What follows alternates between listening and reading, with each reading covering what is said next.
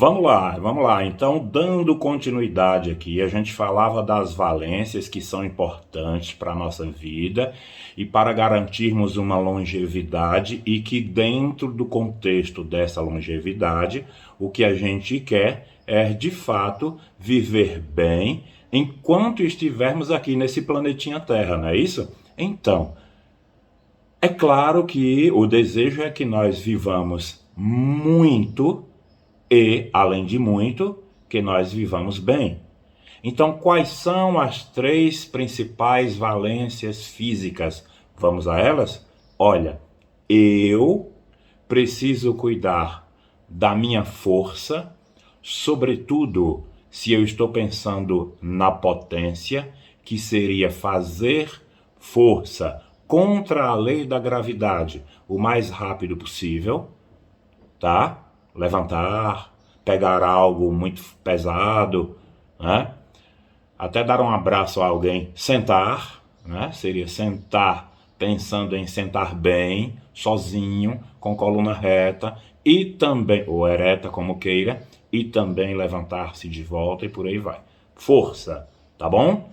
Outra valência, cuidar do cardiorrespiratório, cuidar do coração, da circulação sanguínea e dos pulmões, para que o nosso sistema aeróbico funcione bem, tá bom?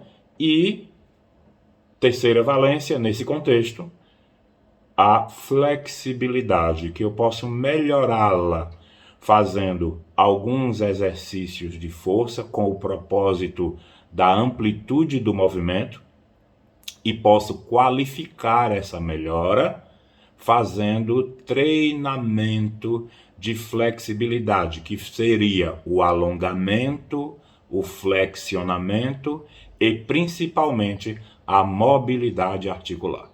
Por quê?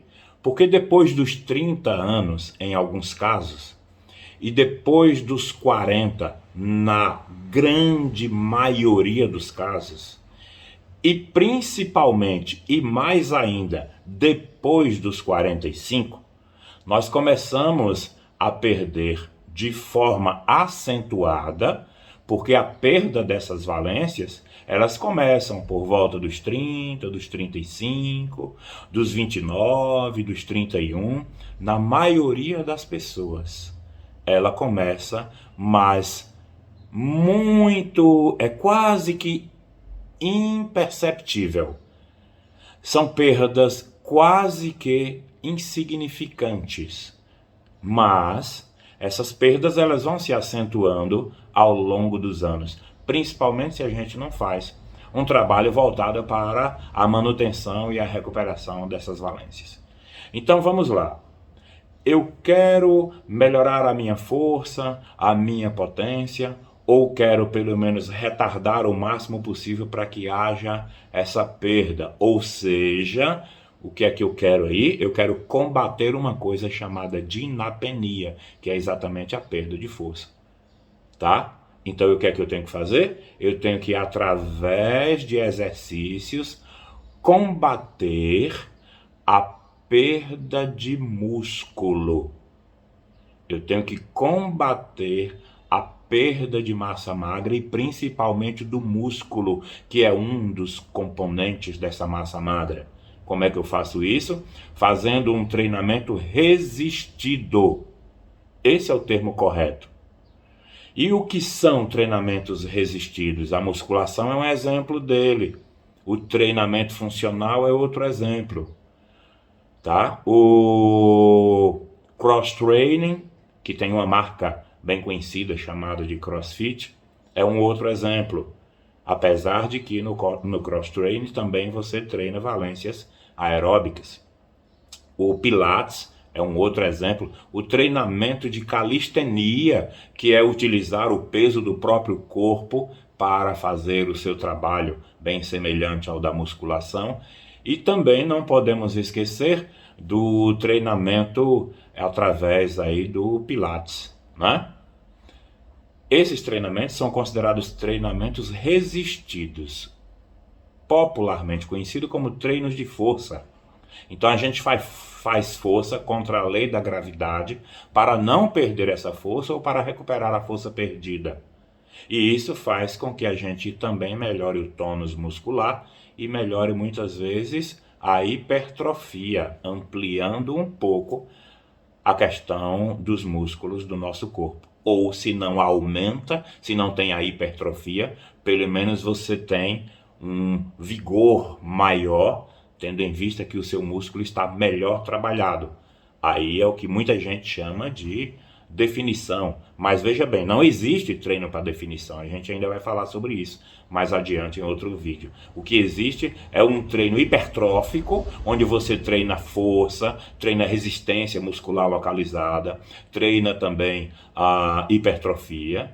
E com isso você acaba se estimulando para fazer uma boa dieta. Aí procura um nutricionista dos bons para que você tenha essa definição muscular, tá bom?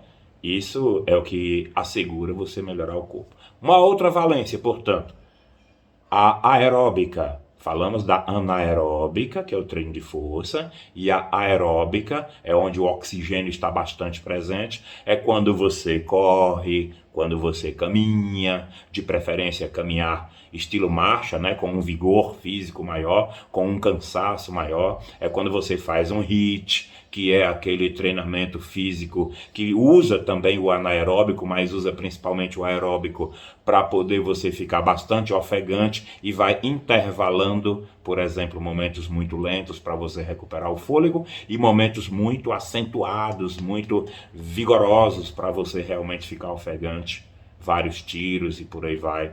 Então, quando você joga ali o seu futebol, a sua peladinha, seu futevôlei, faz uma arte marcial, você está treinando alguns pontos específicos e muito poucos do anaeróbico, fazendo força, mas você está principalmente estimulando o seu cardiovascular e respiratório, que são sistemas envolvidos aí no aeróbico. Então é uma valência igualmente importante. É através dela que você aumenta o seu VO2 máximo. O que é isso? Em resumo, é um marcador de longevidade muito importante, tido pela maioria dos médicos como o mais importante entre todos os marcadores de longevidade, e aquilo que faz você se afastar de problemas de saúde.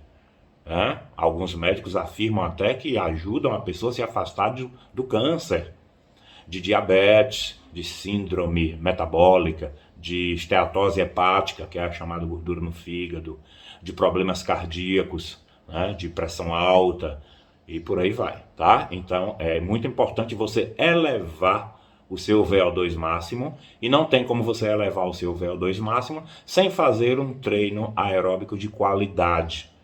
Eu gosto de dançar, ótimo, vá dançar, mas aproveite e dance algo que te deixe ofegante. Se isso não estiver acontecendo, complemente a sua semana com algumas corridinhas que vão ser importantes. Eu gosto de nadar, pronto. Quando você nada, você fica ofegante ou você fica ali mais na maciota?